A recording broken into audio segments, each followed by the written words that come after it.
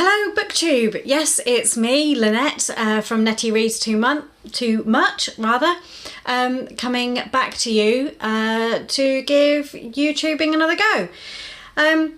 I've been feeling inspired lately. I've been watching quite a lot of reading vlogs, and also Sam from Sam's Nonsense and Louise at the Big Head Bookworm. They both do kind of a weekend, Louise does Friday reads and Sam does weekend reads. So I want to do something maybe a bit similar to that. I'm quite intimidated by doing monthly TBRs because I can't stick to them to save my life. And monthly wrap-ups, I read on average about 10 books a month, and monthly wrap-ups, the length of the videos would be ridiculous if I was to do a wrap-up, so I'm not going to bother with those. So what I'm going to do instead is kind of similar to Louise and Sam. I'm going to try and come on once a week and just tell you what I've been reading and then what I plan to read in the days ahead. I find that far less intimidating and it gives me a bit more freedom to play with. It's the Saturday, the 5th of January. So what I'm going to do is I'm going to tell you what I've been reading in the last week. So just before New Year, right up to yesterday. But what I'm going to do first of all, I'm just going to say I'm not setting reading goals this year other than to not buy so many books. I'm really trying to cut down on the number of books I buy. And I'm doing that by every time I see a book I'm interested in now, I'm adding it to my Amazon wish list. And then when I've got some spare money and I'm not feeling particularly inspired by the books I own, I've then got a list I can go and look at and stick to, hopefully. And also the other thing that I'm going to do is going to set my Goodreads goal for the year. I don't like calling it a challenge. I don't think it should be seen as a challenge. I think the goal should be set at a number you're comfortable with and that you feel you can achieve. I think if it's a challenge, people think they have to meet it.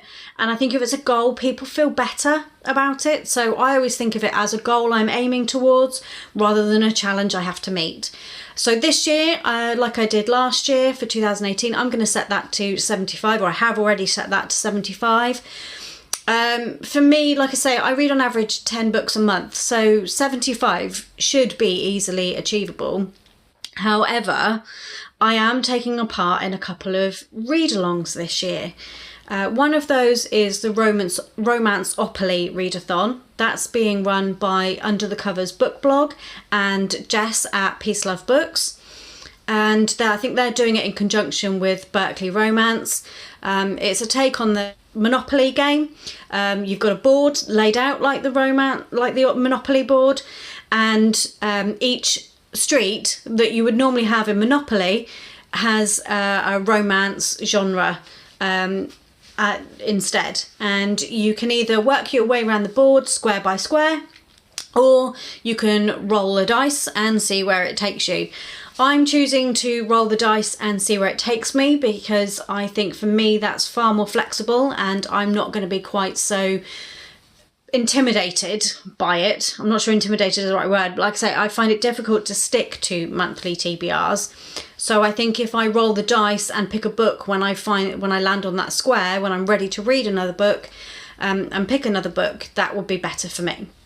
I'm also doing with Becca Loves Books. She is hosting a Game of Thrones read along for the year, and I think it's roughly every 2 months we're going to read one of the Game of Thrones books. So one of the 5 novels we're going to read in a month. So January, February, obviously we've already started, so that's on the way through as well.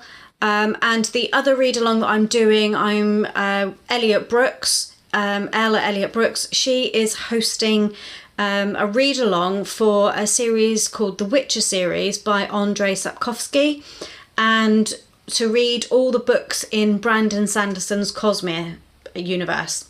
I'm not so sure about the Brandon Sanderson. I read Elantris in 2017, absolutely loved it. It's not that I don't want to read his books. I do want to read his books. I'm just not sure whether it's going to be too many read-alongs for me. So what I'm going to do is I'm definitely doing the Witcher series, and again that started in January, and it's a book a month. And they're not huge books, so those should be achievable. And she was doing Elantris for January for Brandon Sanderson, but because I've already read it, I thought I'm going to give myself a month off, see how I go with Game of Thrones and Witcher series in January, and then see how I feel about picking up, because I think it's one of his bigger books that she has set for February for Brandon Sanderson, so I'm not too sure.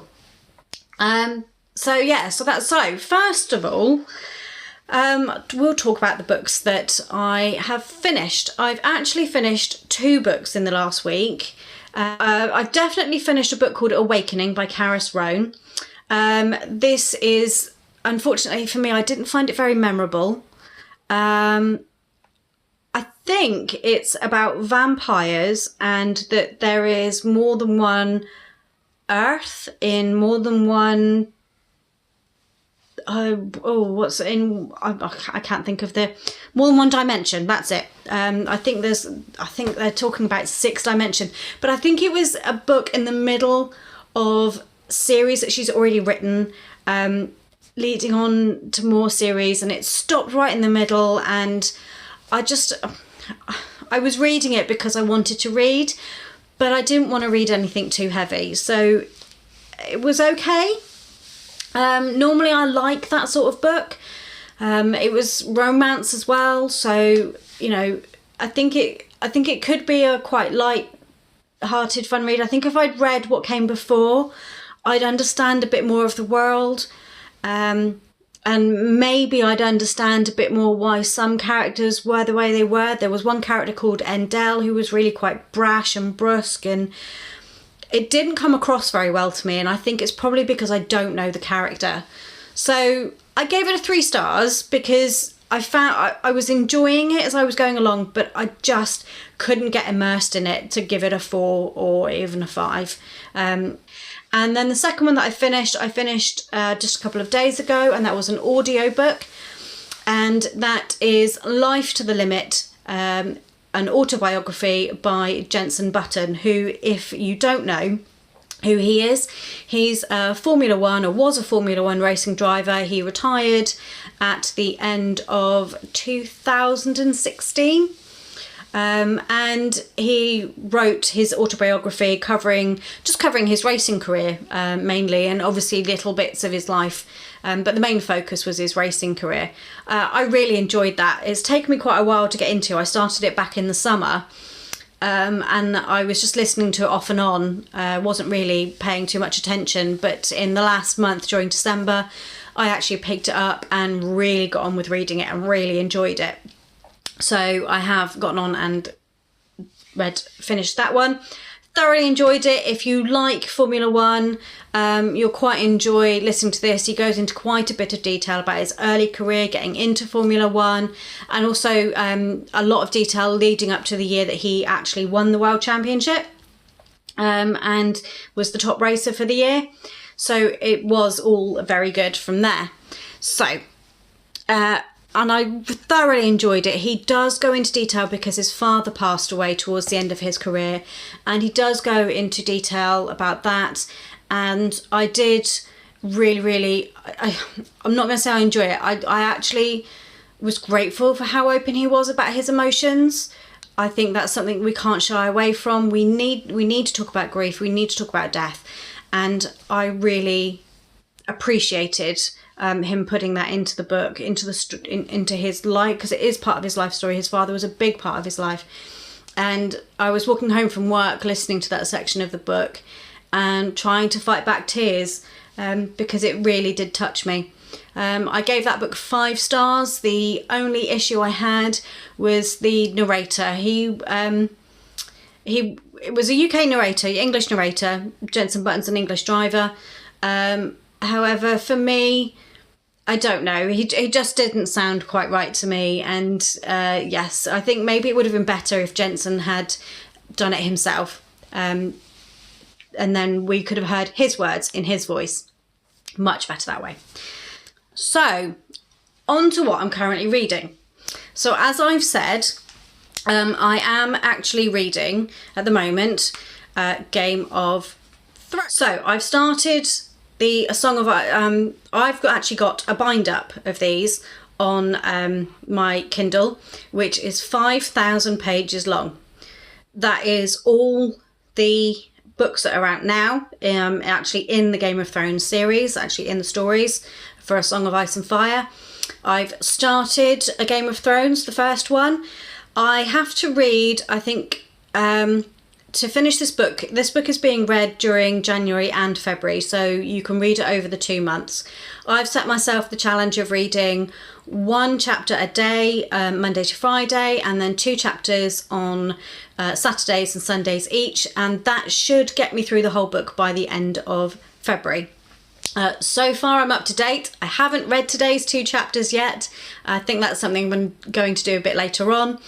But yes, I've already listened to the first one on audiobook and thoroughly enjoyed it, to the point where I actually watched the TV series.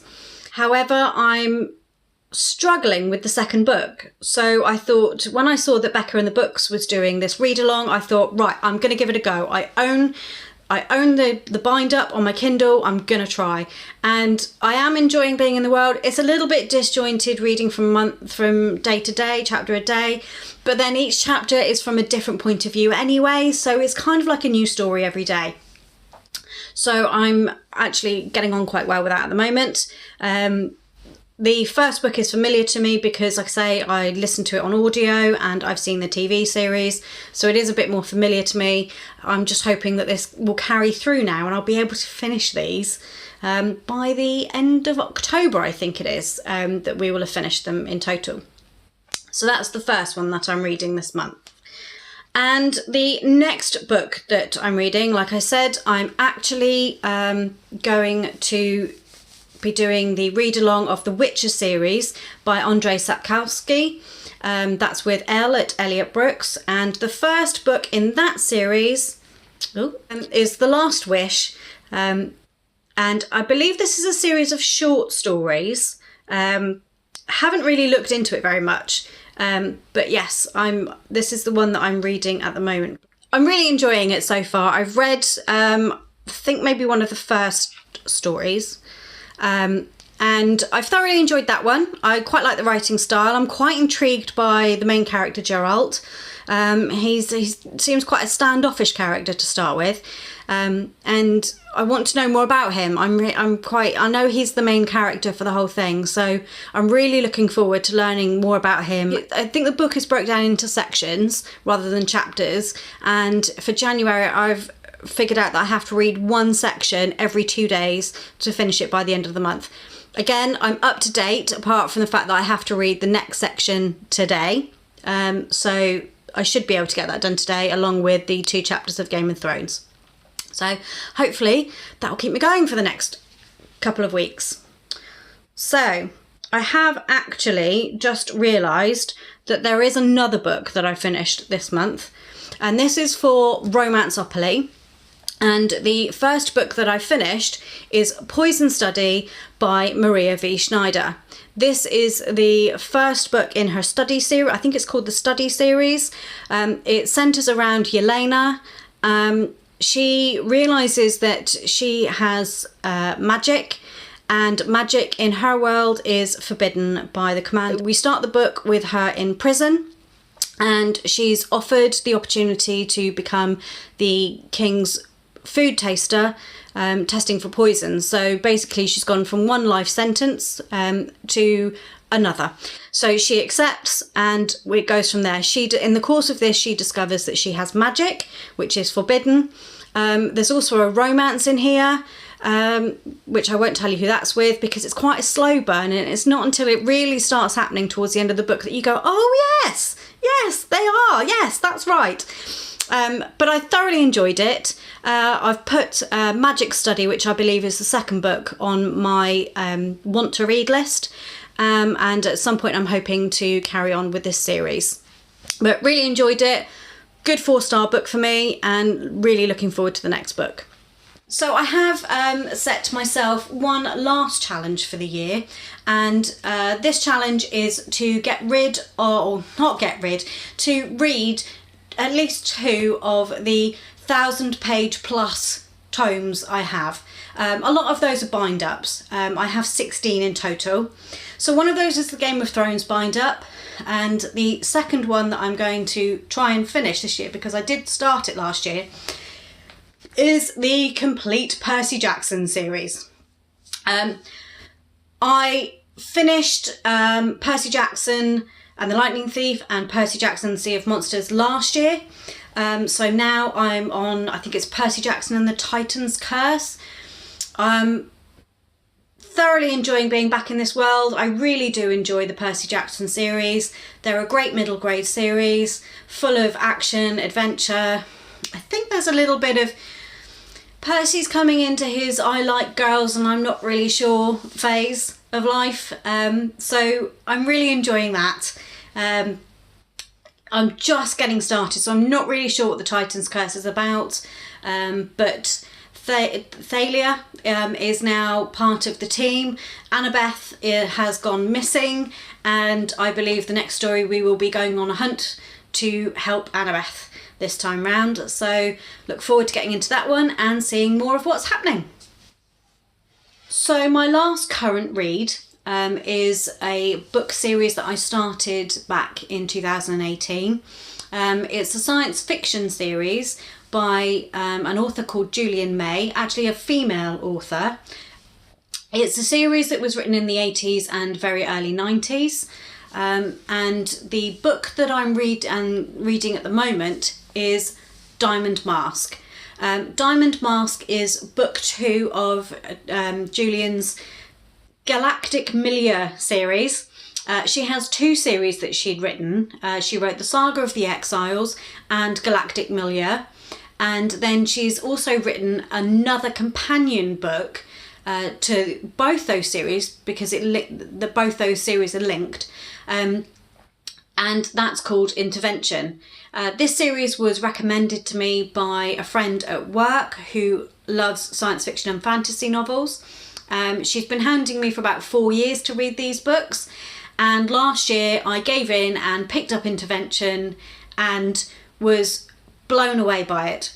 Now, that does come with a caveat. The first half of both Intervention and Jack the Bodiless, which is the book before Diamond Mask, they're very, very slow going. They take a while to get going. There is a lot of world building.